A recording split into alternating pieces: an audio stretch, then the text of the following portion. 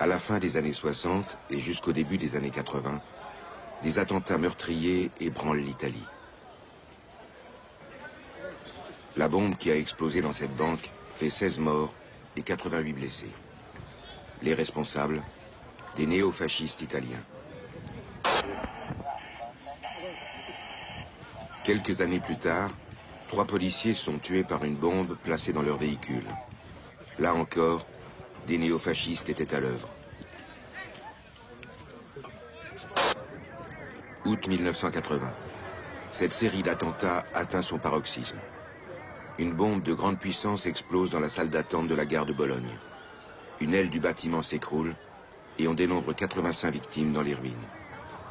Jamais dans l'Europe d'après-guerre, il n'y avait eu autant de morts lors d'un attentat.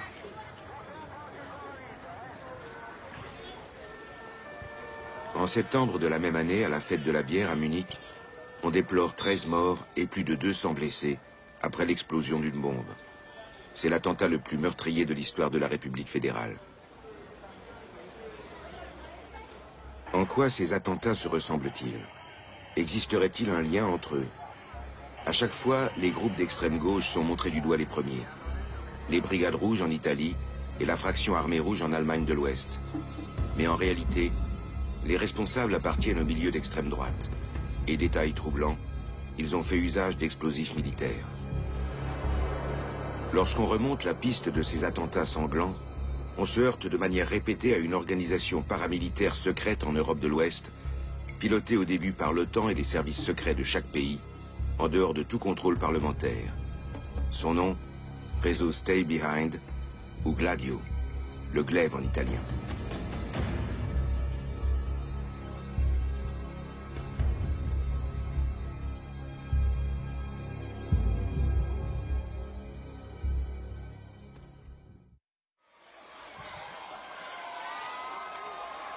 En mai 1945, c'est la fin de la Deuxième Guerre mondiale. Partout, les gens en liesse envahissent les rues et les places pour fêter la victoire sur Hitler et le Troisième Reich. Aux États-Unis, le président Truman s'adresse à la nation dans une allocution à la radio. With the destructive force of war removed from the world, we can turn now to the grave task of preserving a peace. It is one in which we must collaborate with our allies and the other nations of the world. Mais la coopération avec l'Union soviétique, l'allié d'hier, ne dure que quelques mois. Une nouvelle ligne de front se dessine dans le monde. Après le danger fasciste, c'est la peur du communisme qui hante le gouvernement américain. La crainte d'une révolution communiste mondiale. C'est pourquoi le National Security Council voit le jour en 1947 à la Maison-Blanche. Ce Conseil national de sécurité rassemble ministres et conseillers de la présidence. Sa préoccupation essentielle, la sécurité du monde libre et la suprématie militaire de l'Union soviétique. Un an plus tard, ce Conseil de sécurité adopte un programme de plusieurs millions. Il s'agit de mettre sur pied en Europe de l'Ouest des unités paramilitaires secrètes. Elles opéreront à couvert sous le nom de Stay Behind, allusion à ceux qui resteront derrière le front, et plus tard, sous celui de Gladio. L'Université américaine de Washington. Christopher Simpson enseigne ici. Ce professeur d'histoire a publié un grand nombre d'études sur la politique extérieure secrète des États-Unis après 1945.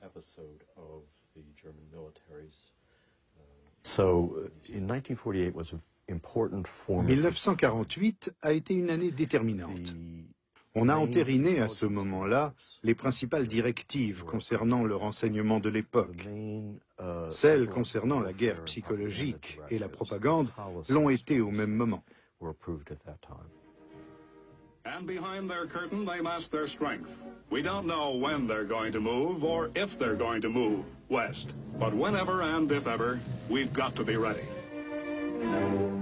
Dans l'éventualité d'une attaque soviétique, les États-Unis mettent sur pied des unités paramilitaires secrètes pour harceler l'ennemi derrière les lignes.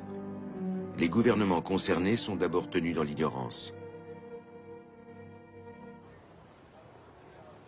Dans un premier temps, en Allemagne de l'Ouest aussi, on ignore tout de cette armée secrète.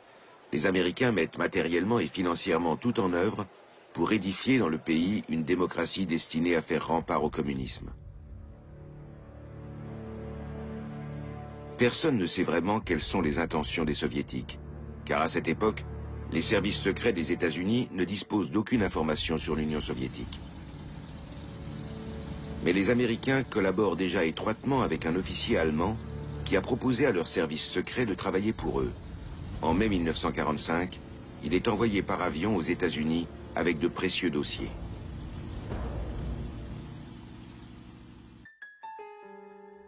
Il s'appelle Reinhard Gehlen. C'est un nazi impénitent et un chasseur de communistes.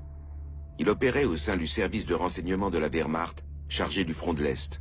Un vrai spécialiste.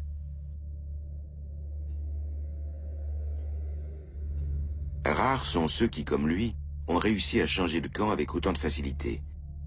Les Américains étaient en effet impatients d'obtenir de Gehlen les informations qui leur manquaient. Elles concernaient le potentiel militaire de l'Union soviétique, son économie et ses infrastructures. Les services américains s'intéressaient à Gehlen d'abord pour les informations qu'il avait recueillies sur le front de l'Est, qui concernaient l'Union soviétique et les États satellites d'après 1945, mais aussi et surtout pour les réseaux de contacts et les taupes que Gehlen disait y avoir.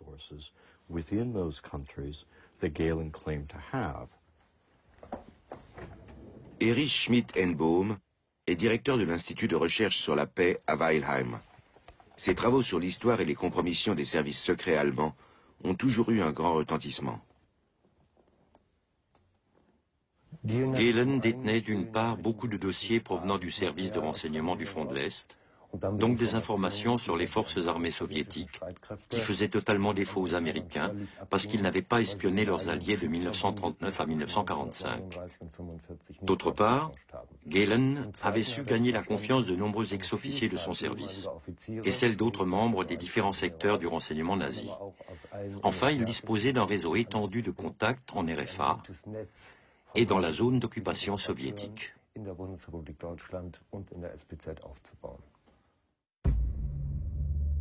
En été 1946, sur ordre des Américains, Reinhard Gehlen est envoyé en Allemagne. Il a pour mission de mettre sur pied un service de renseignement allemand que les Américains financeront pour surveiller l'Est. Et Gehlen participe activement à la mise en place du réseau secret Stay Behind, autrement dit Gladio.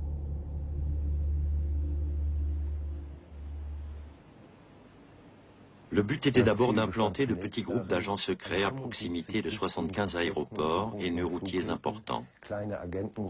Ils avaient plusieurs missions.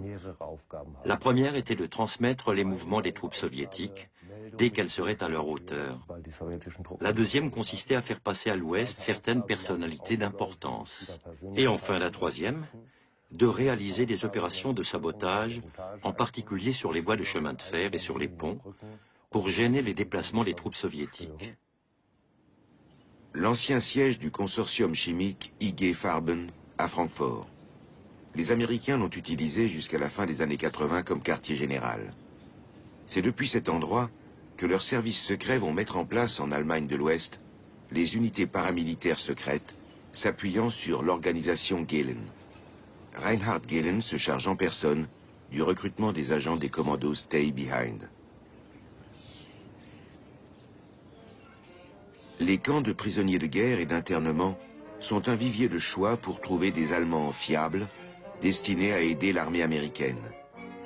La qualité la plus recherchée, un anticommunisme marqué.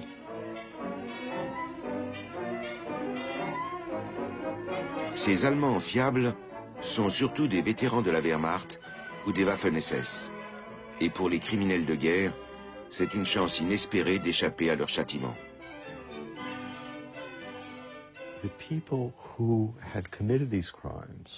Ceux qui avaient commis ces crimes ont bénéficié d'un tour de passe-passe bureaucratique. De collaborateurs nazis, ils sont passés à combattants anticommunistes de la liberté. C'étaient les mêmes personnes. On n'avait même pas changé leur adresse. On savait exactement qui était qui. Mais à cause du retournement de la situation politique, un dangereux nazi devenait un élément utile.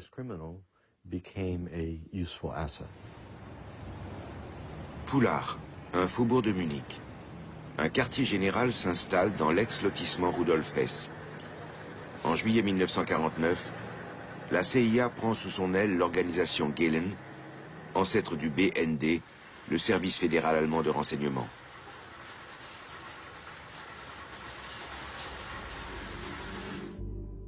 Le rideau de fer. Il deviendra la frontière entre les futurs RFA et RDA. Tout du long, les commandos Stay Behind se tiennent prêts. En cas d'attaque soviétique, ils sont chargés d'épier les mouvements de troupes et de se livrer au sabotage. Ils sont équipés par les Américains. Au début, tous les commandos Gladio sont financés par les États-Unis. Il était interdit par les Alliés de détenir des armes ou des émetteurs-récepteurs. Donc les commandos ne pouvaient s'équiper qu'avec une autorisation de l'armée américaine, plus précisément du Counter-Intelligence Corps. L'instruction des commandos Gladio était évidemment prise en charge et couverte par les militaires américains dans de vastes camps d'entraînement.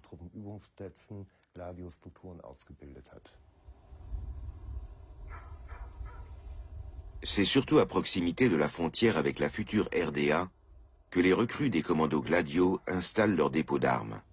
Là, ils entreposent des explosifs, des armes et des radios pour le jour X, celui de l'invasion soviétique. Ni la population, ni le gouvernement, ni le Parlement ne sont informés.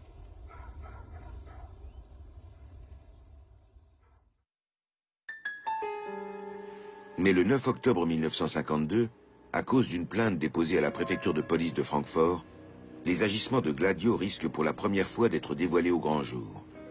Il apparaît que d'ex-nazis se retrouvent dans une organisation d'extrême droite, le Bund Deutscher Jugend, la Ligue de la jeunesse allemande, appartenant à la mouvance paramilitaire secrète en Europe.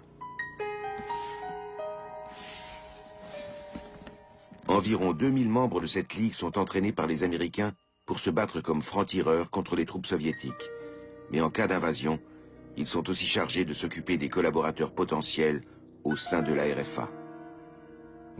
Ces militants présumaient que les communistes de la RFA soutiendraient l'avance des troupes soviétiques en jouant le rôle d'éclaireurs et de saboteurs. Ils supposaient aussi qu'il y aurait, jusque dans les rangs des sociodémocrates, une forme de collaboration avec les occupants soviétiques. Ils ont donc préparé l'internement préventif de ces éléments, disons, peu fiables.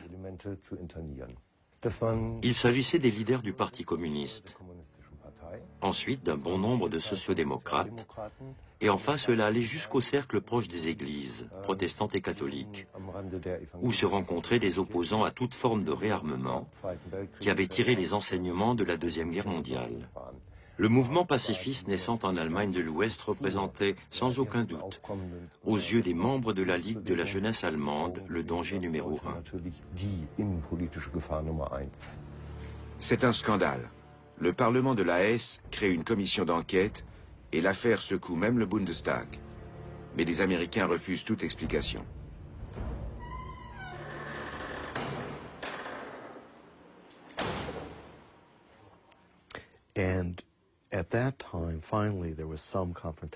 À ce moment-là, on a abouti à une confrontation entre les instances officielles de l'Europe démocratique et le monde clandestin de la politique militaire, avec ses opérations de type Gladio. Parfois, ces deux mondes se heurtaient. Mais en règle générale, ces agissements clandestins se déroulaient sans encombre, à l'abri des sociétés démocratiques. On peut retrouver des traces du passage des commandos Gladio ici, à Wald-Michelbach, dans la région de l'Odenwald. Dans les années 50, c'était un terrain idéal pour des opérations clandestines, car très reculé. La Ligue de la jeunesse allemande avait investi ce village pittoresque pour y entraîner ses partisans. Peter Sattler, un historien local, a passé des années à rassembler et à collationner des informations. Da kamen immer so 5 bis 10 Männer, Ils arrivaient par groupes de 5 à 10 hommes, des inconnus. Dans un village, on s'observe évidemment, mais personne ne les connaissait. Le bruit s'est répandu qu'il se passait quelque chose dans la forêt. En plus, il y avait des Américains. Aujourd'hui, nous savons que c'étaient des instructeurs qui formaient dans la fameuse maison des partisans des hommes qu'ils avaient recrutés. En cas d'invasion de l'Allemagne par l'Union soviétique, ils étaient censés agir comme francs-tireurs dans les régions occupées. Peter Sattler nous emmène tout au bout du village de Wald-Michelbach, là où s'entraînaient les recrues anticommunistes de la Ligue de la jeunesse allemande. Le bâtiment, aujourd'hui démoli, était connu sous le nom de Maison des partisans. Ça se passait dans le plus grand secret. C'était la dernière maison de la vallée. Tout autour, il n'y a plus que la forêt. Voilà la maison des partisans de Wald-Michelbach. Les membres de la Ligue de la jeunesse allemande s'entraînaient là et dans une galerie attenante. Un voisin est interviewé par la télé en 1996. Hier befinden wir uns an der Rückseite des sogenannten Partisanenhauses. Hier im hinteren Bereich war der sogenannte Schießstand der Gruppe. Dieser Keller, dieser unterirdische Keller zieht 10 Meter in den Berg und war also bestens geeignet, um Schießübungen zu machen. Man hat hier also sowohl die Schießspuren am Rand gefunden, als auch die leeren Patronenhülsen.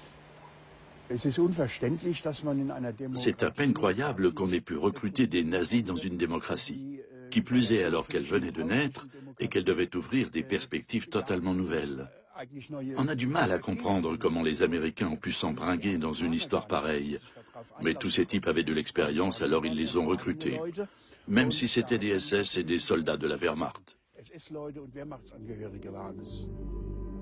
C'est en 1953 seulement que les États-Unis informent officiellement le gouvernement fédéral de la poursuite du programme des commandos paramilitaires secrets, sans aucune protestation des Allemands.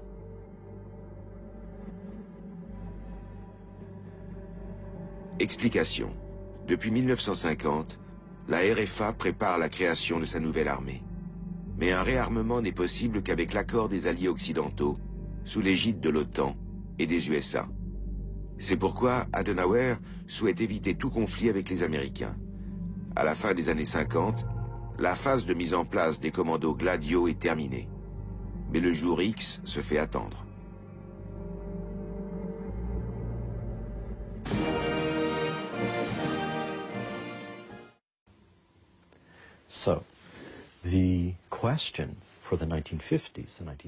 Donc, des années 50 à 70, ce qui fait tout de même une trentaine d'années, une question s'est posée.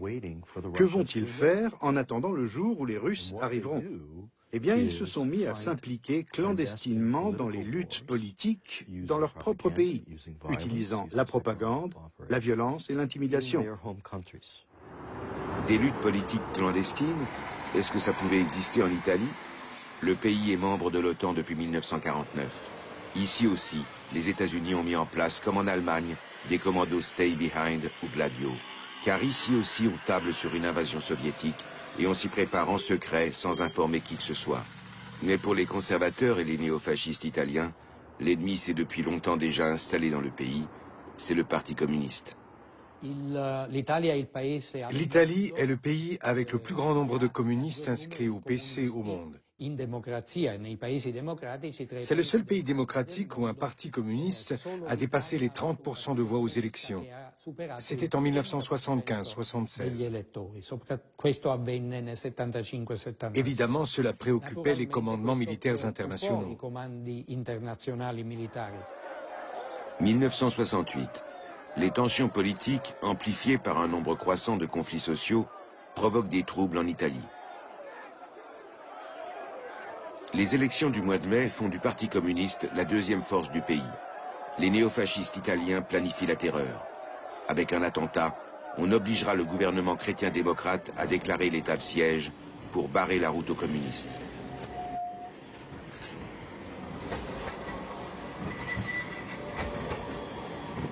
Nous Nous sommes sur la Piazza Fontana de Milan, le 12 décembre 1969. Dans l'après-midi, une énorme explosion ébranle le centre-ville. C'est le premier attentat en Italie dont le Gladio va être soupçonné. À cette heure de la journée, la foule se presse à l'arrêt de tramway. Visée par l'attentat, une grande banque, le Crédit Agricole.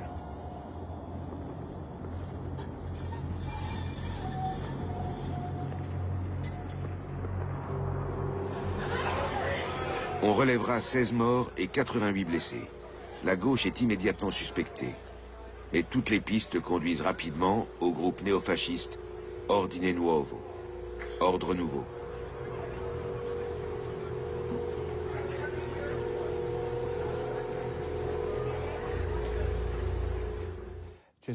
Il y a eu 5 procès liés à l'attentat de la Piazza Fontana. Ils se sont tous soldés par des acquittements. Le dernier s'est terminé il y a 3 ans seulement, avec la condamnation des accusés, mais ils ont été acquittés en appel. Et la Cour de cassation a confirmé l'acquittement. Une demande de réouverture de la procédure a été faite récemment, en fonction d'éléments nouveaux. Mais 40 ans après les faits, ça me semble très difficile de recommencer le procès. Moi, en tout cas, je n'y crois pas.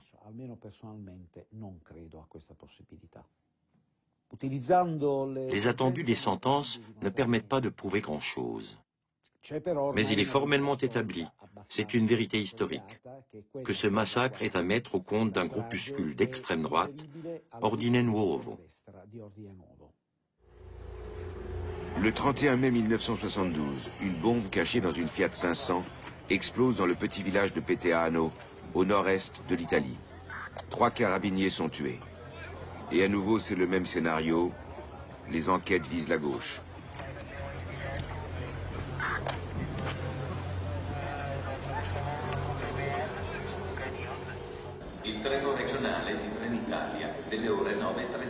Bologne, le 2 août 1980.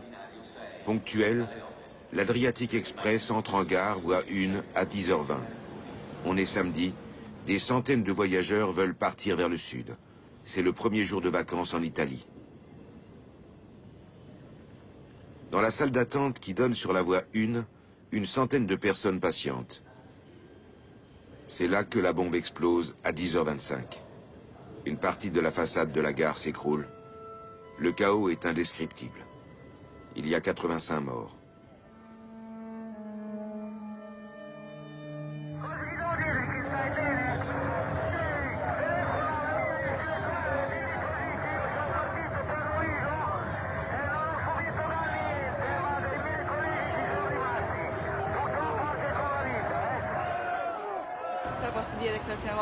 Je suis déjà venue plusieurs fois à Bologne et j'ai vu l'horloge qui s'est arrêtée à l'époque.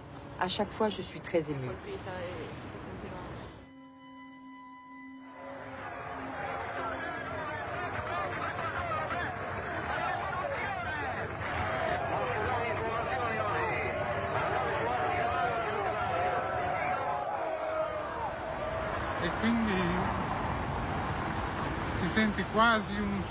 Tu te sens presque comme un survivant d'une tragédie qui n'a aucun sens. Une chose pareille, c'est...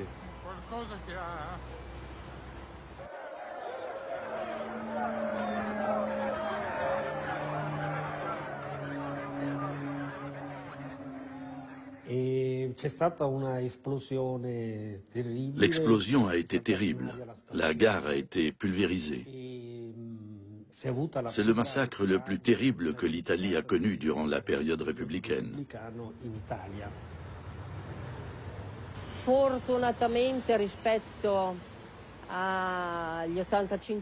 Heureusement, si on considère les 85 morts, ma fille ne fait partie que des 200 blessés. Je suis très émue quand je parle de tout cela, parce que les blessés vivent avec ces souvenirs, qu'ils le veuillent ou non, même s'ils essaient d'oublier, comme le fait ma fille.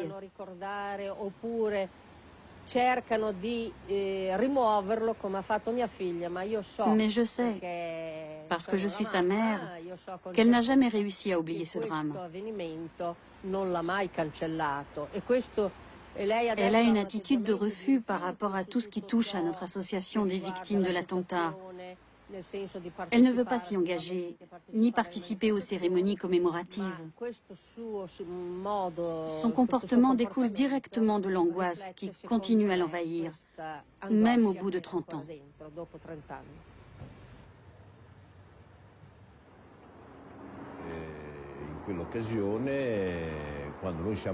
Nous sommes arrivés à Bologne avec beaucoup de retard. Notre train aurait dû arriver à 10h40, mais nous sommes entrés en gare à 13h30.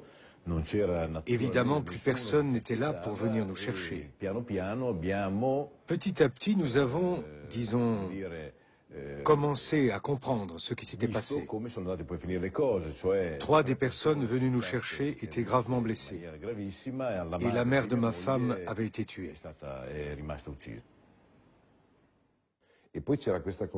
On a compris très vite. Et notre colère était indescriptible. Nous qui venions de donner un coup de main à la gare, nous avons rapidement réalisé que ça ne pouvait pas être un accident, que c'était un attentat. Immédiatement, on a pensé que c'était une bombe fasciste.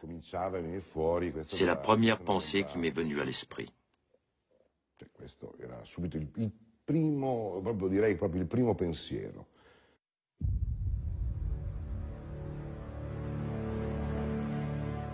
15 ans après l'attentat, 2 néofascistes sont condamnés à Bologne à la suite d'un procès spectaculaire. 2 membres des services secrets de l'armée sont aussi condamnés pour avoir placé de faux indices dans le but d'éviter les poursuites aux coupables de l'extrême droite. Derrière le service secret, le parquet soupçonne des responsables appartenant aux plus hautes sphères du pouvoir en Italie. S'agissait-il d'imposer une politique d'ordre et de sécurité par le biais d'un massacre perpétré sur des civils? Mais jusqu'à aujourd'hui, il n'y a toujours pas de preuves explicites. Libero Mancuso était chargé à l'époque par le procureur général de Bologne de l'enquête sur l'attentat à la bombe de la gare.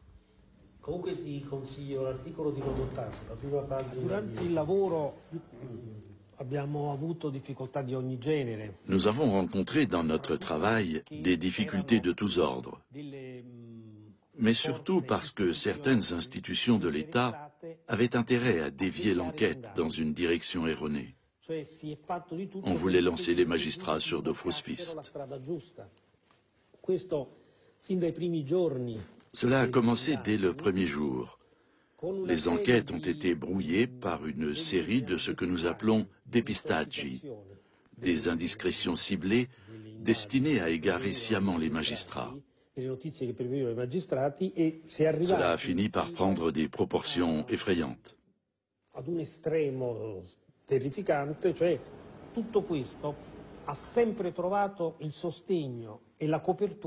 Et tout cela se faisait avec le soutien et la couverture de nos propres services de sécurité. Derrière ces massacres, on discernait toujours des visées très inquiétantes à caractère politique indéniable.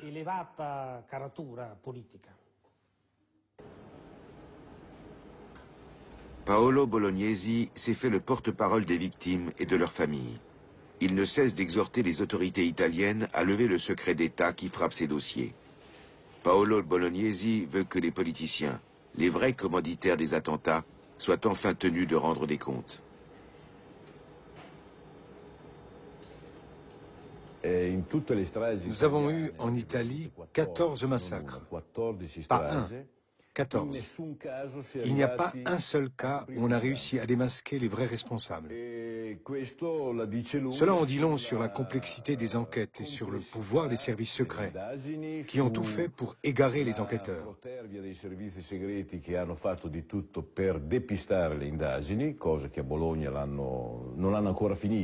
C'est exactement ce qui est arrivé dans le cas de l'attentat de Bologne.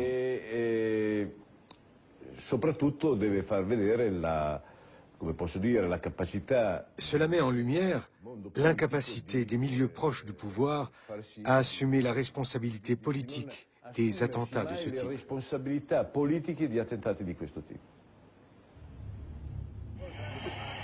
Malgré tout, au cours de l'enquête sur l'attentat ayant causé la mort des 3 carabiniers en 1972 à Peteano, des révélations sur les dessous de l'affaire sont apparues au grand jour. À Venise, en 1981, soit 9 ans après l'attentat de Peteano, le juge d'instruction de l'époque, Felice Casson, déclenche une sensation politique. Il reprend l'enquête sur l'attentat et découvre l'existence de Gladio et l'implication de ses commandos paramilitaires.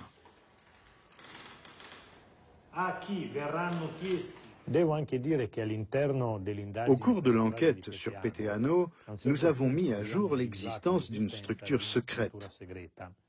Plus que secrète, je la qualifierais de clandestine. Et nous avons appris qu'elle s'appelait Gladio en Italie et Stay Behind au niveau international.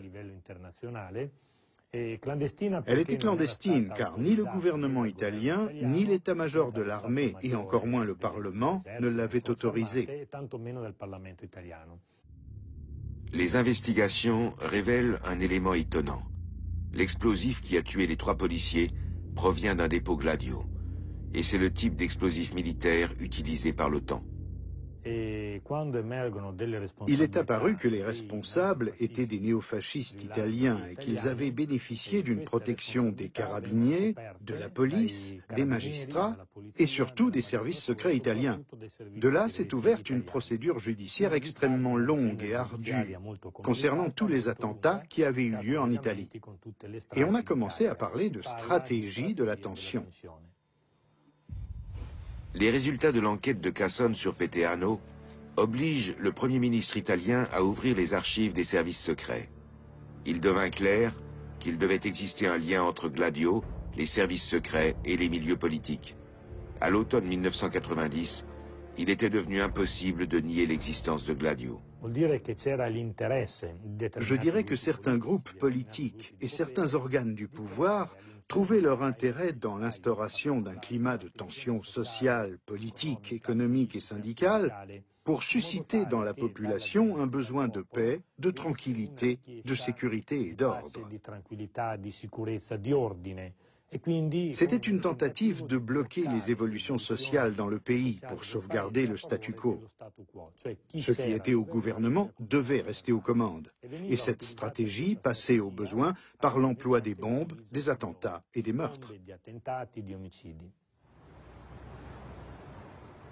Les gouvernements conservateurs italiens et les services secrets ont-ils utilisé Gladio à des fins politiques? Même une commission d'enquête parlementaire ne put répondre définitivement à cette question.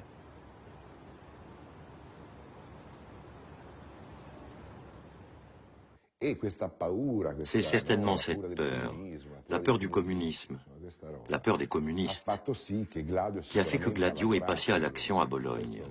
Au regard du procès, il n'y a pas de preuves. Le parquet n'a pas réussi à aller au fond des choses, à dévoiler ce qui était vraiment arrivé.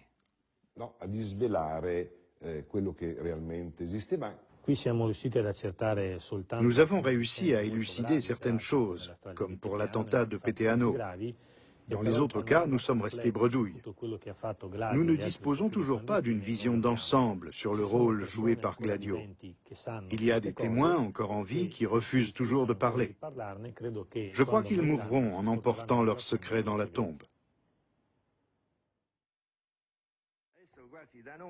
Mais les investigations de Casson auront au moins permis à la commission d'enquête parlementaire d'auditionner le Premier ministre italien, Giulio Andreotti. Celui-ci reconnaît officiellement l'existence de Gladio, non seulement en Italie, mais aussi dans tous les pays membres de l'OTAN et en Suisse. Dans l'Europe entière, des voix s'élèvent pour exiger que toute la lumière soit faite. Où mène la piste de Gladio dans les autres pays européens? Dans quelle mesure les gouvernements étaient-ils informés? Quelle forme ont pris les activités de Gladio? Des commissions d'enquête sont créées en Suisse et en Belgique. Là aussi, leurs conclusions sont décevantes. En France, les archives restent fermées. Personne ne cherche à approfondir, la presse est muette. Le gouvernement ouest-allemand refuse lui aussi d'informer l'opinion publique, et ce, en dépit des indices concrets sur une implication éventuelle de Gladio dans l'attentat de la fête de la bière à Munich. Der ganze Eingang hier, der Boden blutüberströmt, Schuhe liegen herum, Kopftücher, Trachtentücher, es ist schrecklich. À Munich, le 26 septembre 1980, une bombe explose à 22h19 devant l'entrée principale de la fête de la bière. Nous sommes vendredi soir. Plus de 200 000 visiteurs se pressent autour des attractions. C'est l'attentat le plus sanglant de l'après-guerre en Allemagne. 13 morts et 211 blessés, dont certains grièvement atteints. La police et les sauveteurs sont rapidement sur les lieux, dès 22h20. Ils tentent de faire face au mieux. Mais leur aide arrivera trop tard pour de nombreux visiteurs de la fête de la bière.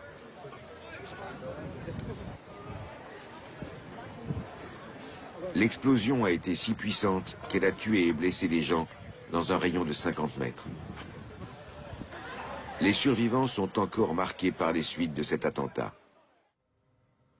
Ursula Zasse et son époux Siegfried se trouvaient avec leur fils de 6 ans à proximité de l'explosion. Ils évoquent cet instant et comment il a affecté leur vie par la suite. Je n'avais plus qu'une seule pensée. Tu vas mourir. C'était ce que je ressentais. Tu vas mourir. Puis je me suis allongée. J'ai voulu lever mon bras. J'avais du sang partout parce que mon bras ne tenait plus que par un lambeau de chair d'un demi-centimètre d'épaisseur. Mon père a essayé de la tirer par le bras. Moi, je ne voyais que sa bouche grande ouverte, le visage déformé par le cri qu'elle poussait parce qu'elle ne pouvait pas se lever. Elle était gravement atteinte au bras, avait la bouche pleine de sang, les dents de devant arrachées et la lèvre éclatée. Mais sur le moment, je ne m'en suis pas rendu compte. J'ai juste vu qu'elle criait. Il l'a doucement reposée à terre, puis il s'est retourné avec moi vers la place et a dit « On va s'étendre ici ».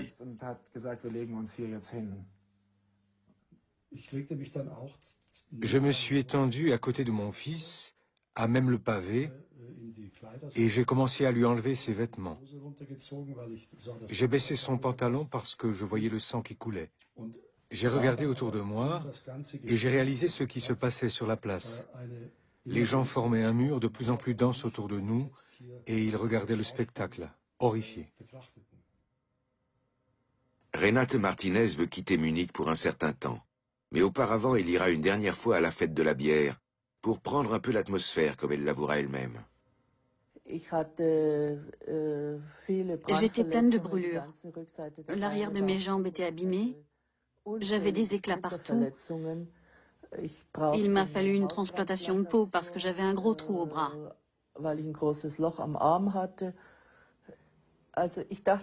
J'étais persuadée d'avoir été gravement blessée parce que personne ne se trouvait derrière moi.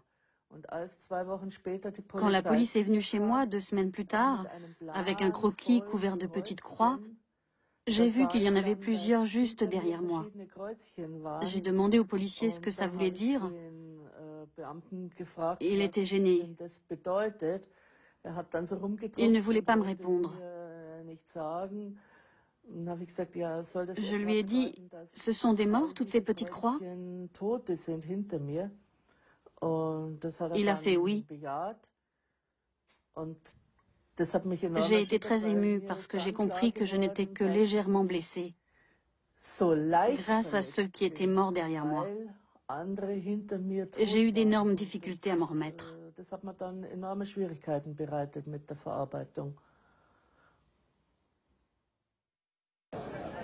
Ignaz Platzer compte lui aussi parmi les victimes. Il a perdu dans cet attentat à la bombe 2 enfants. Il ne peut s'empêcher de revenir régulièrement sur les lieux. Il parle difficilement à cause d'une opération du larynx. J'ai retrouvé mon fils. Il perdait du sang, mais je ne voyais pas de blessure. Il m'a dit « Papa, j'ai froid ». Puis quelqu'un l'a emmené. J'ai continué à chercher. Je suis arrivé à cet endroit. À l'époque, il y avait un stand de saucisses. Ma fille était appuyée dessus. Elle était déchirée de bas en haut. Je l'ai prise sur mes genoux. « Ilona, qu'est-ce que tu as? Je vais t'aider. » Elle a dit « Papa, aide-moi, ça me fait trop mal. » Et puis elle a fermé les yeux, elle était morte. Le lendemain, je ne m'étais même pas couché. J'avais fumé toute la nuit. Un type de la police m'appelle. « Monsieur Platzer, j'ai une triste nouvelle, votre fils est mort lui aussi. » C'était comme si le monde s'écroulait autour de moi. Ils étaient ce que j'avais de plus cher.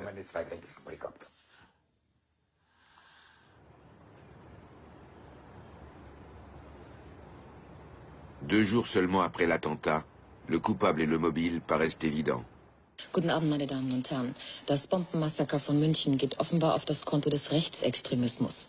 Die Ermittlungsbehörden sehen in dem 21-jährigen Gundolf Köhler den möglichen Bombenleger. Köhler ist eines der 12 Todesopfer des Bombenanschlages. In Karlsruhe nannte Generalbundesanwalt Rebmann am Nachmittag Einzelheiten der Ermittlungen und der Untersuchungen am Tatort. Wir nehmen nicht an, beim gegenwärtigen Stand der Ermittlungen, dass Köhler als Alleintäter gehandelt hat.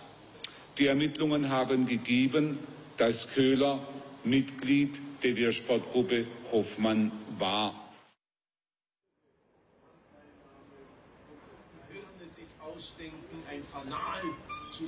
Le 12 septembre 2008, on inaugure la nouvelle stèle commémorant l'attentat. Dans son discours, le maire de Munich, Ude, qualifie l'attentat d'attaque contre la démocratie. Deswegen ist das hier kein Gedenkort für eine längst abgeschlossene und nie wiederholbare Gefahr. Nein, auch wenn es 28 Jahre her ist. Les instances judiciaires, en revanche, privilégient encore aujourd'hui la thèse du coupable solitaire, animée par une motivation personnelle et non politique. Pour Ignaz Platzer, c'est une contradiction qu'il supporte avec peine. Sa vie et celle de sa famille ont été détruites par cet attentat. Son fils Ignaz et sa fille Ilona, âgés de 6 et 8 ans, sont morts ici. Et tant de questions demeurent encore sans réponse.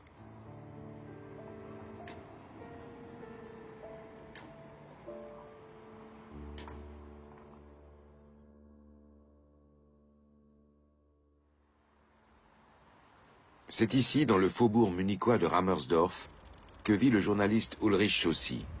Si le dossier de l'attentat de la fête de la bière n'a pas été enterré, c'est surtout à lui qu'on le doit.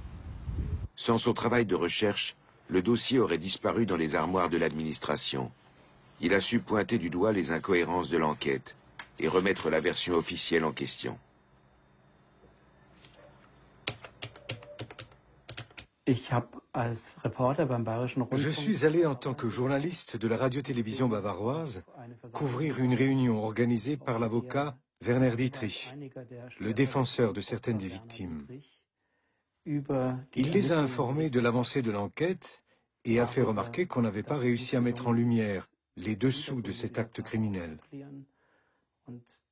Les victimes voulaient savoir ce qui s'était réellement passé, mais les investigations officielles, en tout cas c'était à l'époque la position des autorités, ne pouvaient leur fournir aucune réponse.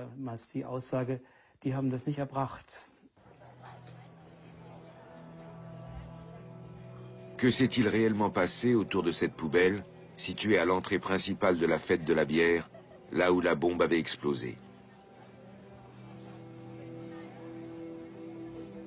Pour Franz Josef Strauss, cela semble tout de suite évident. L'attentat est l'œuvre des terroristes de gauche. Nous sommes en pleine campagne électorale. Une semaine plus tard, il se présente pour devenir chancelier. La campagne électorale de 1980 est dominée par le thème de la sécurité.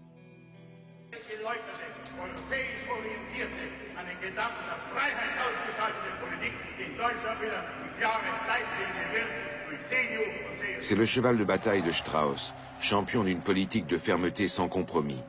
Et il s'y entend pour provoquer ses adversaires.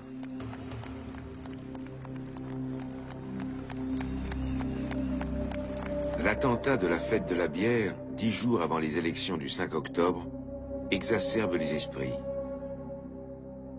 Pourrait-on exploiter politiquement l'événement ?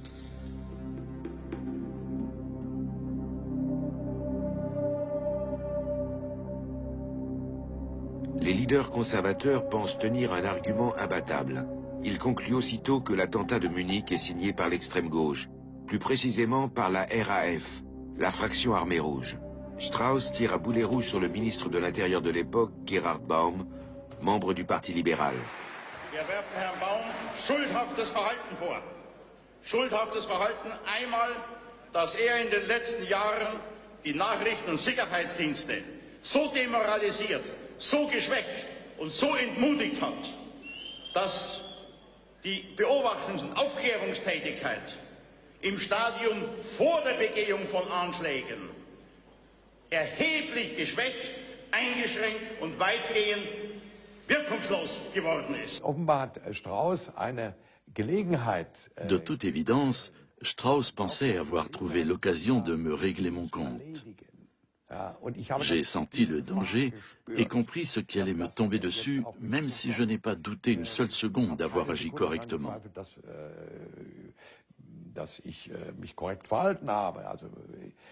Mais ce qui est arrivé, c'est que je n'ai pu crever l'abcès qu'après un certain temps, quelques heures ou quelques jours. Et ce reproche s'est dégonflé comme une baudruche quand on a eu établi d'où venait le coupable.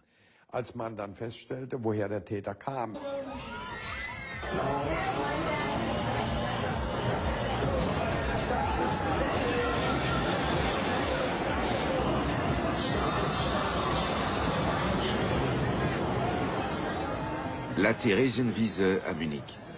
Tous les ans à l'automne, c'est dans ce pré que la plus grande fête foraine du monde, la fête de la bière, ouvre ses portes à plus de 6 millions de visiteurs venus du monde entier.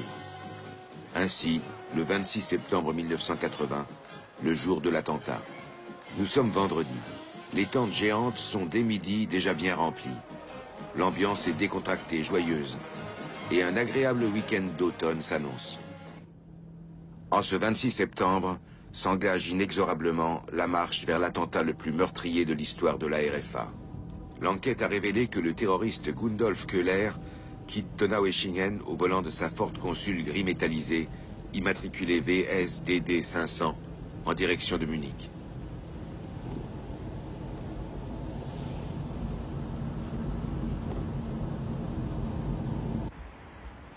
Gundolf Köhler, accompagné selon les témoins d'un passager, tourne dans la rue Hermannling et gare la Ford Consul. Au bout de cette rue se trouve son but, la fête de la bière.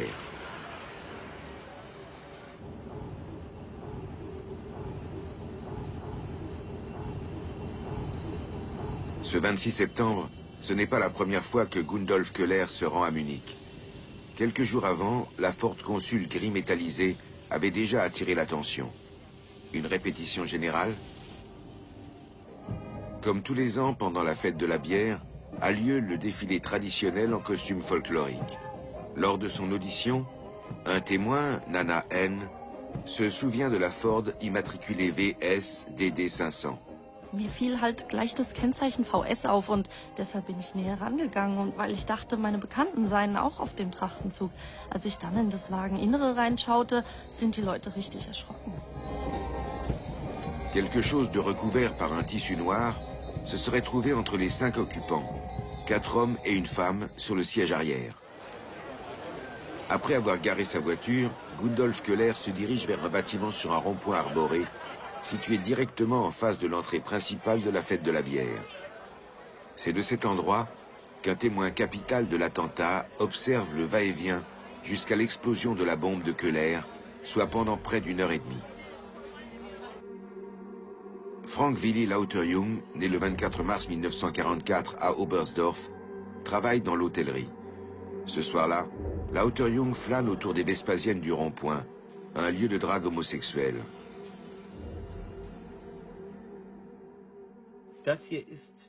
Voici le témoignage très détaillé de Frank Lauterjung. Il a observé Gundolf Köhler devant l'entrée de la fête de la bière. J'ai filmé une reconstitution de sa déposition avec les 2 acolytes de Köhler pour qu'on puisse se rendre compte combien la version du crime en réunion est crédible.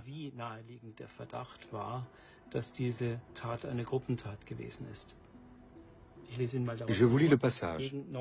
Vers 21h30, 21h45, J'ai vu, tout près du bâtiment abritant les Vespasiennes, entre deux bancs publics, 3 personnes formant un groupe compact qui discutaient. Les 2 hommes qui accompagnaient Köhler ont attiré mon attention, surtout à cause de leurs cheveux très courts. De plus, ils m'ont semblé être assez fébriles. Je me corrige. Les 3 avaient l'air de discuter fébrilement. D'après le croquis du témoin Frank Lauterjung, Gundolf Köhler traverse alors le boulevard et va jusqu'à la poubelle située devant l'entrée de la fête de la bière. Peu de temps après, la bombe explose.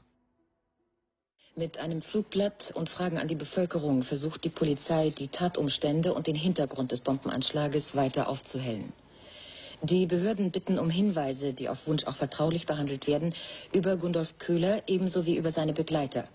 Außerdem wird nach seinen Aufenthaltsorten und nach seinem Lebenskreis gefragt. Dans la nuit qui suit l'attentat, se tient une conférence de presse avec le gratin de la politique accouru aussitôt sur les lieux. La direction de la police bavaroise prend tout de suite l'enquête en charge et 2 jours plus tard, elle crée une cellule spéciale fête de la bière forte de 40 policiers. Peu après, alors qu'on soupçonne un attentat terroriste, l'enquête est reprise par le procureur fédéral de la RFA. Was hier an Erkenntnissen vorliegen. Es handelt sich um hochbrisanten Sprengstoff, mindestens im Kilobereich.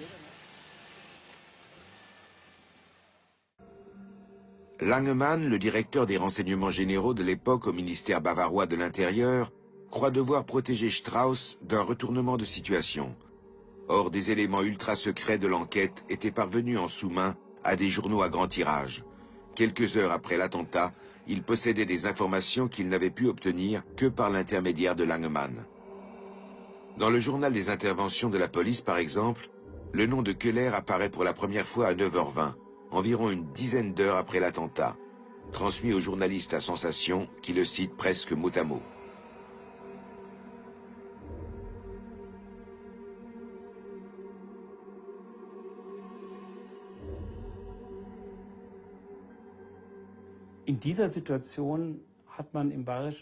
À ce moment, surgit au ministère de l'Intérieur à Munich l'idée de faire venir quelques journalistes triés sur le volet pour d'une part leur dire qu'on a évidemment surveillé en permanence les milieux d'extrême droite en Bavière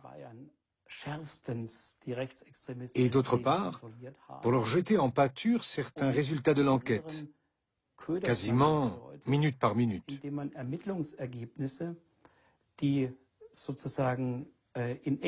Avec des conséquences catastrophiques.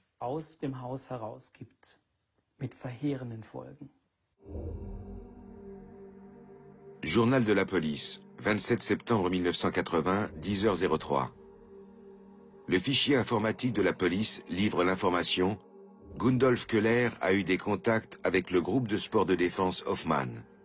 C'est la première piste sérieuse qui infirme un acte isolé.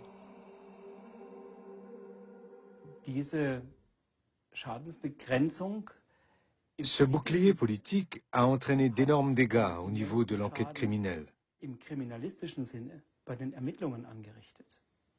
Parce que l'entourage de Köhler a ainsi tout de suite été sur ses gardes.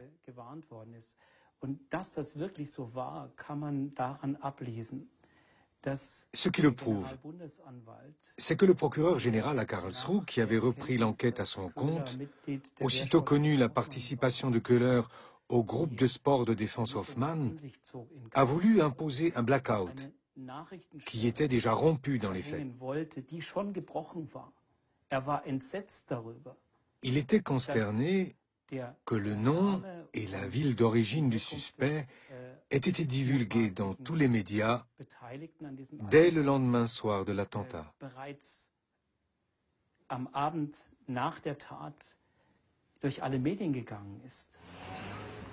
À peine un jour après l'attentat, les journalistes de la presse à Sensation arpentent Donaueschingen à la recherche de détails sur la vie et l'entourage de Köhler. La police ne commencera son enquête que 7 jours plus tard, un délai largement suffisant pour effacer des traces ou pour harmoniser des témoignages.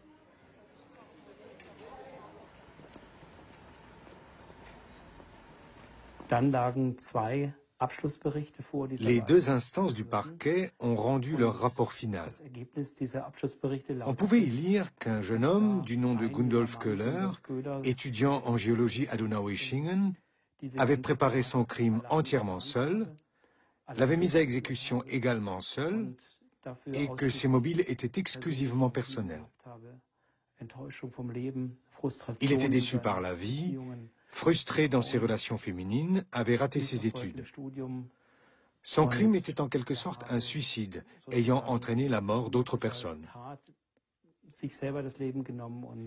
C'est à peu près en ces termes qu'on a informé l'opinion publique à l'époque. D'un crime commis par un groupuscule, on passait de manière surprenante à une responsabilité unique, celle de Gundolf Köhler, dépourvu de mobile politique. Voici un photomontage réalisé par les enquêteurs. La thèse du coupable ayant agi seul était lancée, et le procureur général ne tarda pas à la faire sienne. L'explication donnée est simple. Gundolf Köhler a préparé et exécuté son attentat seul. Il avait un mobile exclusivement personnel. C'était un jeune homme solitaire et désemparé, faisant montre d'une haine inextinguible à l'égard du monde.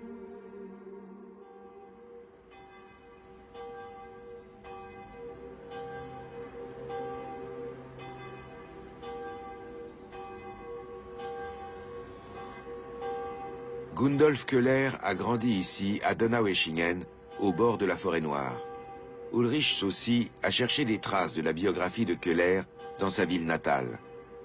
Il désirait savoir si l'image du coupable isolé et désespéré que les enquêteurs essayaient d'accréditer pouvait coller à la réalité.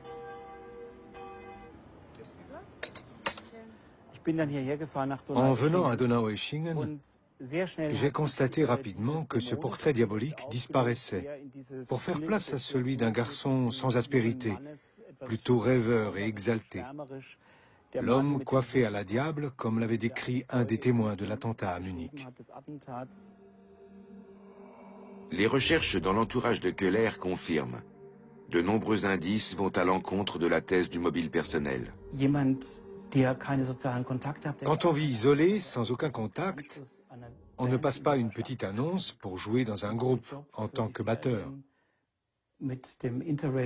On n'a pas de job de vacances. On ne sillonne pas l'Europe avec un billet interrail.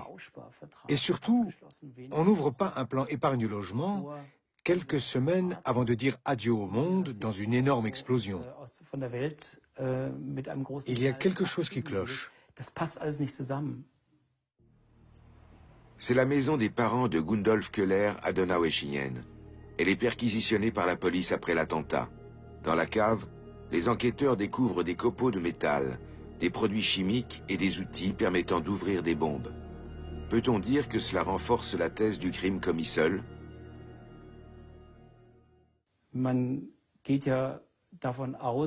On en déduit que la bombe a été entièrement fabriquée dans la maison des Köhler à Donaueschingen. C'est ce que confirment les dépositions de certains témoins, affirmant que le corps de la bombe, en tout cas celle qui a servi, était bien dans cet atelier. Mais il reste la question de l'explosif. On n'a retrouvé aucune trace, même microscopique, de l'explosif militaire utilisé. Et dès le départ, on peut douter très sérieusement qu'il soit possible d'exécuter seul un tel acte, tant sur le plan technique que sur le plan de l'organisation. Existe-t-il des indices d'un lien entre le terrorisme d'extrême droite et Gladio dans le cas de l'attentat de la fête de la bière? Werner Dietrich, l'avocat des victimes, ici à la droite de l'image, est l'un de ceux que les trop nombreuses incohérences de l'enquête préoccupent encore. On aurait pu dire, on a trouvé Köhler, il est mort, donc pas de poursuite contre lui. Mais on maintient l'instruction en cours contre Hoffmann et les autres, pour donner un signal politique et montrer qu'on prend au sérieux les indices et les signaux indiquant que ce crime a peut-être été échafaudé par un groupuscule organisé d'extrême droite passé au terrorisme. En tout cas, pour montrer qu'on n'élimine pas d'emblée cette possibilité. Le groupe de sport de défense Hoffmann. C'est un groupuscule adepte de la violence, avec des tendances terroristes. Il disposait de contacts solides dans les milieux néo-nazis, y compris à l'étranger. Ce qui vaut aussi pour Gundolf Köhler, le poseur de bombes de Munich.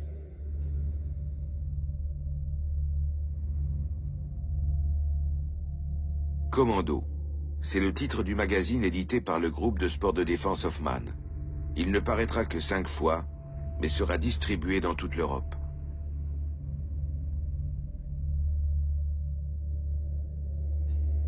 On retrouve Gundolf Köhler sur la couverture du magazine Commando de 1979. Köhler, le poseur de bombes de Munich, semble avoir eu avec le groupe de sport de défense des liens beaucoup plus étroits que ce que les autorités ont bien voulu révéler. Le groupe de sport de défense Hoffmann, cette dangereuse organisation néo-nazie, avait accès à des armements et à des explosifs. Provenait-il des arsenaux de l'OTAN ou de dépôts d'armes Gladio? Les entraînements au sport de défense et les exercices paramilitaires servaient-ils de préparation à des attentats terroristes?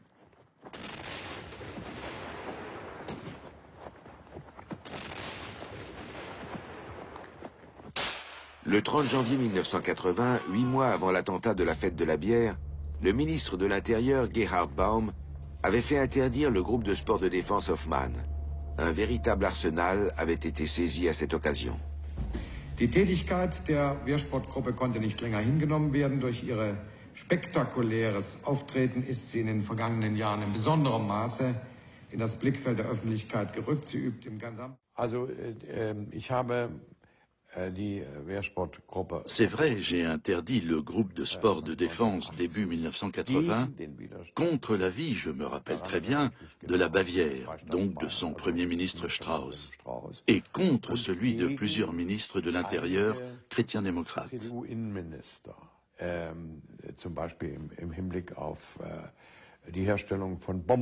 On savait qu'ils s'entraînaient à fabriquer des bombes et au maniement des armes. Ça ne pouvait s'expliquer que par l'intention de les utiliser. Nous redoutions qu'ils passent de l'entraînement à l'action concrète.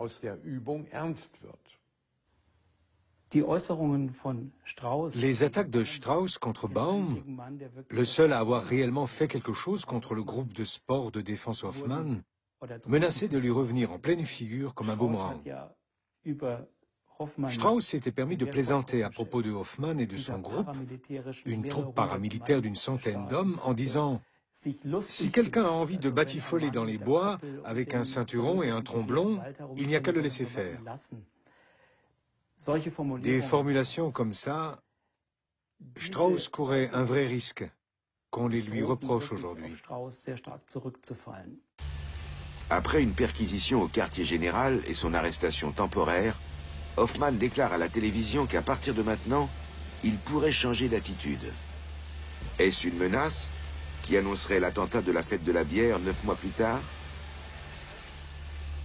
Wir werden zwar jetzt nun diesen Wehrsport in dieser Uniform nicht mehr tun, wir werden abchecken, was wir noch tun dürfen und was nicht, aber wir werden wirksam werden und wahrscheinlich in einer wesentlich unangenehmeren Art und Weise. Wenn man glaubt, dass man Menschen mit einer solchen Behandlung dazu bringen kann, dass sie aufgeben und Ruhe geben. Nicht Menschen unserer Art. Wir werden dem Unrecht so lange entgegentreten, bis wir umfallen. L'interdiction prononcée, Hoffmann et quelques fidèles s'éclipsent au Liban. Entraînement intensif pour de futures actions. Gundolf Köhler est qualifié de seul coupable. Et son lien avéré avec le groupe de sport de défense Hoffmann déclaré sans conséquence et dénué de tout contexte politique. Mais il y a mieux. Le groupe de sport de défense et son Führer Hoffmann entretenaient des contacts étroits avec Heinz Lemke, soupçonné d'être un agent Gladio. Dans les relations de Hoffmann, on trouve Heinz Lemke. Une perquisition a permis de constater que Hoffmann mijotait un plan, qu'il n'a pas pu mettre à exécution, pour libérer de sa prison de Spandau le criminel de guerre Rudolf Hess, le dauphin de Hitler. Hoffmann a rencontré Lemke à cette occasion. La chasse à l'explosif de Munich, peut-être livrée par Lemke, conduit dans la lande de Lüneburg.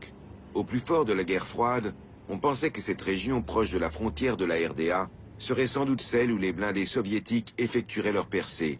C'était donc un terrain d'opération pour Gladio et ses commandos Stay Behind. À la mairie d'Ebsdorf, un village non loin de l'ancienne frontière avec la RDA, se trouve le bureau de l'archiviste Manfred Schmidt. Il est un peu la mémoire vivante de la région. Tout ce qui peut contribuer à l'histoire de cette région est rassemblé ici. Donc aussi ce qui concerne un hameau forestier, Östringen, situé sur le territoire de la commune. C'est là qu'un ouvrier forestier découvre en octobre 1981 la plus importante cache d'armes clandestine de l'après-guerre en Allemagne, par hasard. Voilà une vieille carte des années 50. Je vais vous montrer comment on va à Östringen, par Arnstedt-Einsen. De Arnstedt à Östringen, il y a 4 kilomètres. Là, il y a une maison forestière à Östringen.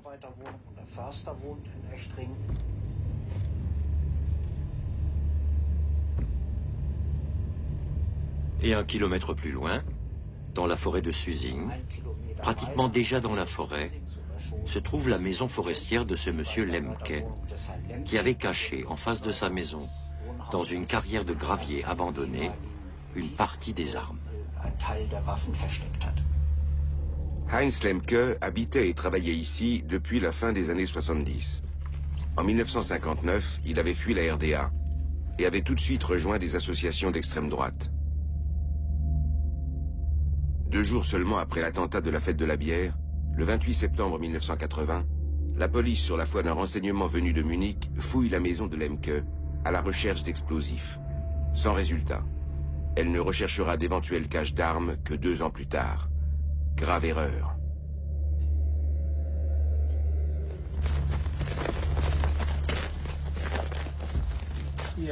C'est là, à droite, que se trouve une ancienne carrière de sable ou de gravier. Le garde forestier et l'archiviste nous conduisent à la carrière de gravier où a été découverte la première cache. Dans ce périmètre, non loin de la maison forestière, entre l'automne 77 et juin 78, Lemke avait aménagé en tout 33 caches d'armes. S'agissait-il d'un camp Gladio?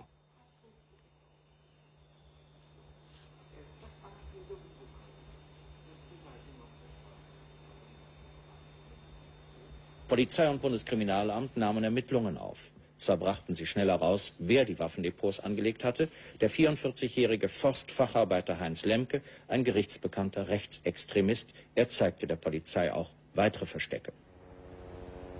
Lemke avait été incarcéré le 27 octobre 1981 et pendant sa détention provisoire, il avait indiqué l'emplacement des caches d'armes. Eine Waffen- und Munitionssammlung von höchster Brisanz. 156 Kilogramm Sprengstoff, 230 Kilogramm Sprengkörper, über 13.000 Schuss Munition, 258 Übungshandgranaten, einige Gewehre, eine Maschinenpistole, aber auch hochgiftige Stoffe wie Cyankali oder Arsen waren sorgfältig verpackt im Waldboden verborgen. Eigentlich klar, dass Lemke dieses Waffenarsenal nicht allein beschaffen konnte. Doch seltsam. Zwar weiß man einiges über seine Vergangenheit, praktisch aber nichts über seine Hintermänner und Gesinnungsgenossen. 5 jours après son arrestation, Lemke est retrouvé mort dans sa cellule. Il avait déclaré la veille qu'il était prêt à faire des révélations complètes sur l'origine des caches d'armes. Est-il brusquement devenu dangereux pour des commanditaires appartenant peut-être à Gladio, qui l'auraient fait éliminer?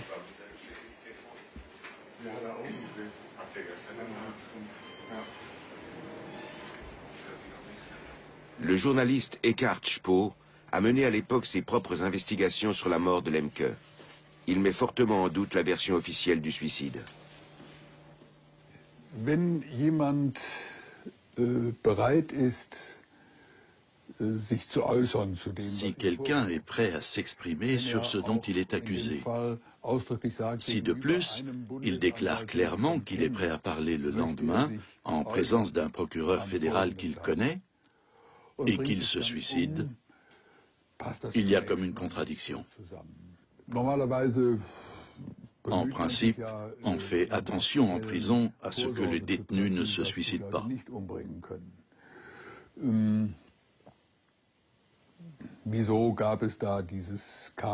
Pourquoi ce câble qui lui a permis de se suicider? Qui est venu le voir? On a dit que des visiteurs étaient passés le samedi. Je n'ai jamais rien pu apprendre sur leur identité. 2 jours après la mort de Lemke, le procureur général fédéral se charge de l'affaire à la surprise de tous. Et il impose un blackout total.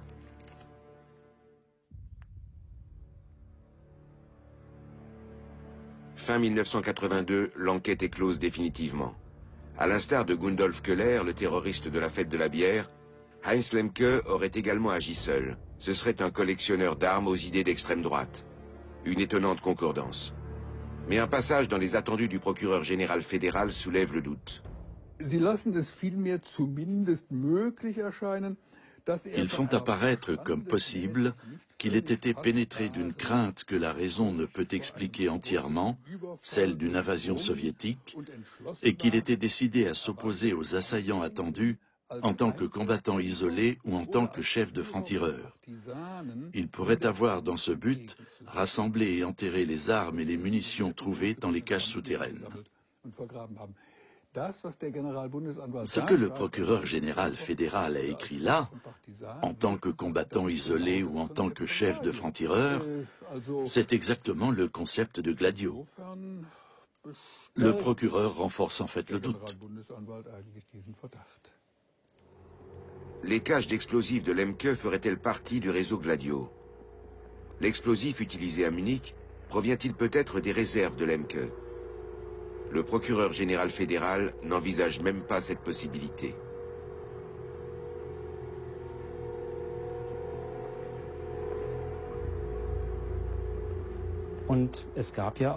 Au cours de l'enquête concernant Lemke lui-même, on a étudié partiellement les liens qu'il avait avec les milieux d'extrême droite. Bizarrement, la question de savoir s'il est susceptible d'avoir livré l'explosif de l'attentat de la fête de la bière n'est pas évoquée. C'est d'autant plus étonnant que l'enquête sur l'attentat est dirigée au même moment par une section unique du parquet fédéral et que ces 2 enquêtes seront closes à 1 semaine d'intervalle en novembre 1982.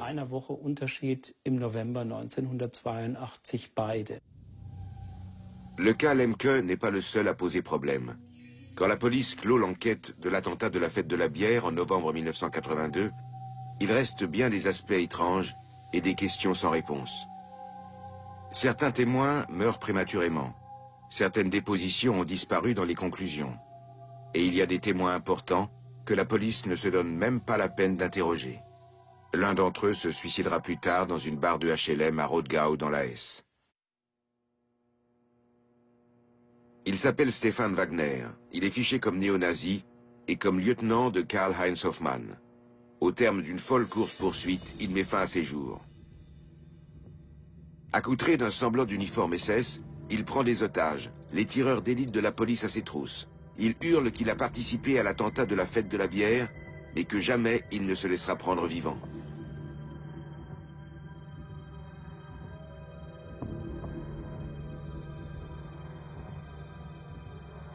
Wagner était en contact étroit avec les milieux terroristes d'extrême droite. Il connaissait Gundolf Köhler et Heinz Lemke pour les avoir rencontrés lors d'entraînements. On notera que la cellule spéciale d'enquête sur l'attentat à la bombe de la fête de la bière avait interrogé pas moins de 1800 personnes. 90 appartenaient à l'entourage direct de Gundolf Köhler. Plus de 1500 pièces à conviction ont été réunies, de nombreuses expertises réalisées. Mais si Stefan Wagner, lui, n'a pas été interrogé, c'est pour des raisons tactiques, dira la version officielle. Mystère aussi concernant le seul témoin capital, Frank Lauterjung. C'est lui qui avait observé Gundolf Köhler et ses 2 acolytes peu avant l'attentat. 6 semaines après l'explosion, il est à nouveau convoqué et il retire brusquement son premier témoignage. On avait convoqué Frank Lauterjung pour une simple raison, pour qu'il revienne sur les observations qu'il avait faites. Et on lui a posé des questions en lui suggérant les réponses. Se pourrait-il que Köhler et ces 2 types n'aient rien eu à voir ensemble?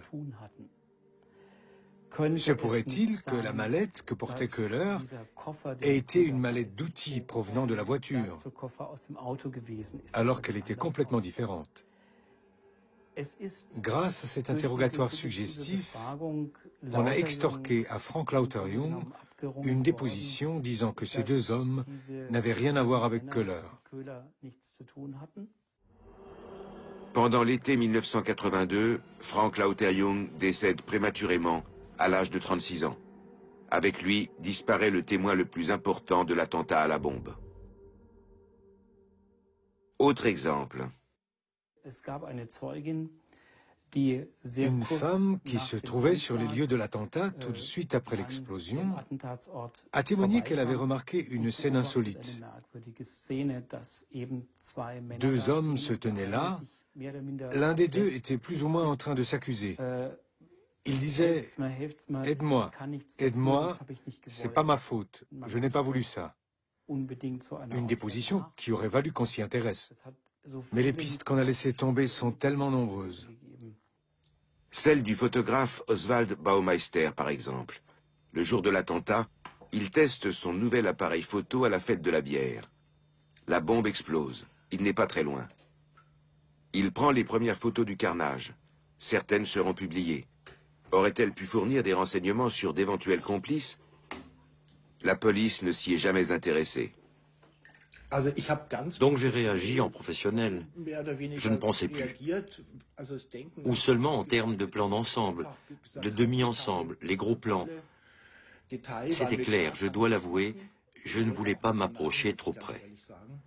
Et puis il y a eu ce moment un peu étrange où je me suis dit, nom d'un chien, tu es là à faire des photos, tu ferais mieux d'aider. Mais il y avait déjà des gens qui s'occupaient des blessés. Quand je suis rentré chez moi, je m'attendais à avoir un appel sur mon répondeur ou au journal d'un organe officiel. Je pensais qu'on allait me dire « Vous étiez le premier photographe sur les lieux. Est-ce qu'on peut voir le film en entier ?» Puisque j'étais là avant la police. J'aurais trouvé ça normal qu'ils disent « Vous avez peut-être un cliché sans intérêt, que vous n'avez même pas développé, sur lequel on pourrait trouver quelque chose. » Je n'ai pas compris pourquoi ils n'ont même pas téléphoné. Jerzy Montag est député des Verts au Bundestag. Il profite d'une séance au Parlement en octobre 2009 pour présenter avec d'autres députés une série de questions très complètes sur Gladio. Ils n'obtiennent aucun éclaircissement nouveau. On se doute évidemment, et certaines affaires le prouvent, que ces milieux d'extrême droite, toujours prêts à user de violence, étaient remplis d'indicateurs de la sécurité du territoire et des services secrets. D'où l'importance pour les députés de savoir dans quelle mesure les contacts dans les organes de sécurité allemands dont dépendaient ces indices étaient au courant d'informations sur l'attentat. Bien que Lemke, potentiellement un agent Gladio, ait eu des contacts avec le groupe de sport de défense Hoffmann, cette piste n'a pas été exploitée. On ne sait toujours pas d'où provenait l'explosif de l'attentat de Munich.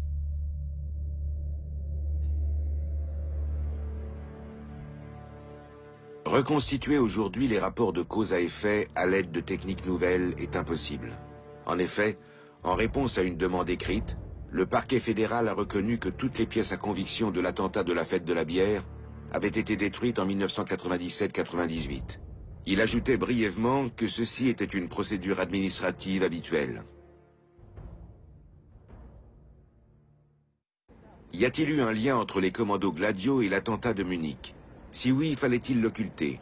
Les organes du gouvernement responsables des services secrets et par conséquent les premiers ministres de tous les partis de 1953 à 1990 ont été tenus informés de cette organisation secrète, mais pas le Parlement.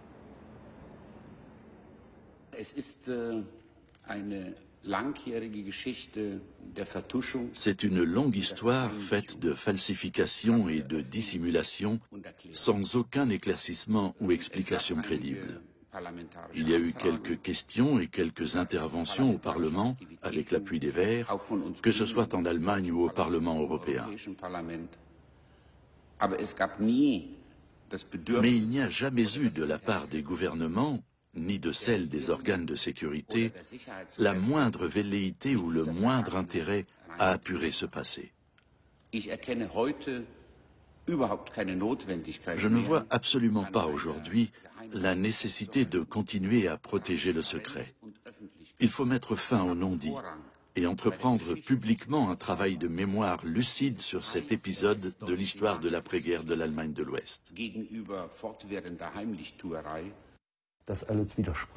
Tout ceci ne cadre pas avec l'image idyllique d'une petite RFA bien propre sur elle.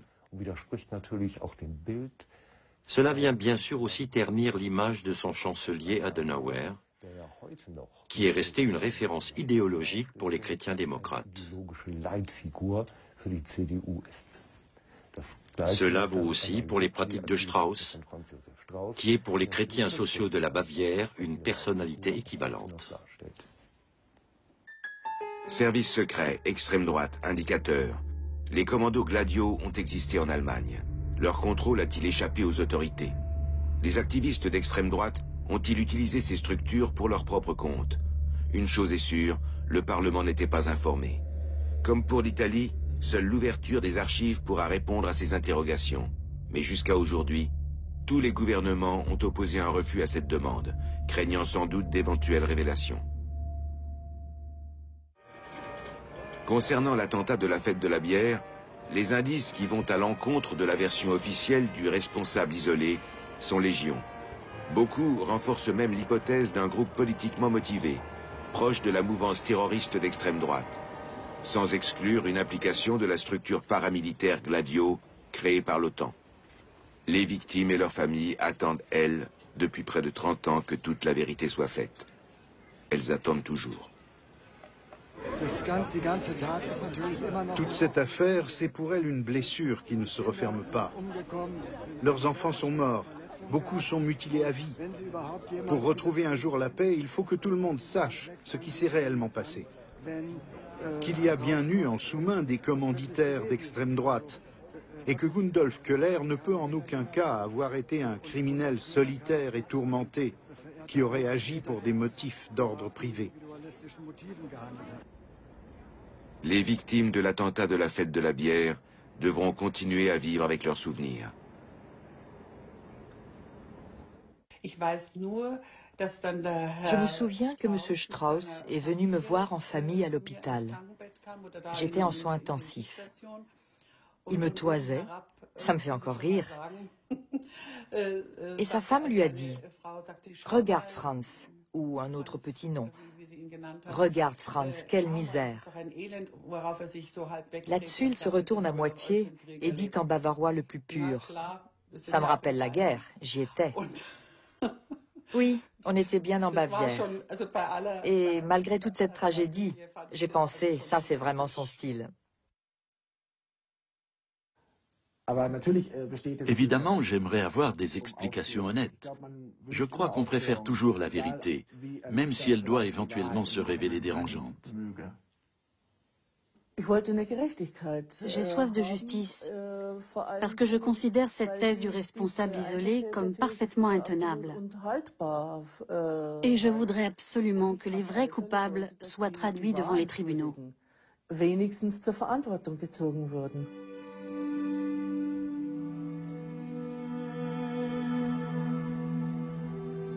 Parmi les victimes de l'attentat de 1980 à la fête de la bière, c'est Ignaz Platzer qui porte le plus lourd fardeau. Il ne lui reste plus qu'un fils sur ses 5 enfants.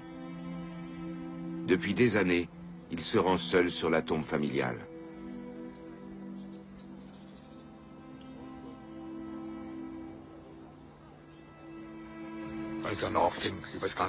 Quand je repense à tout ça et que je me retrouve ici, ça me rend très triste.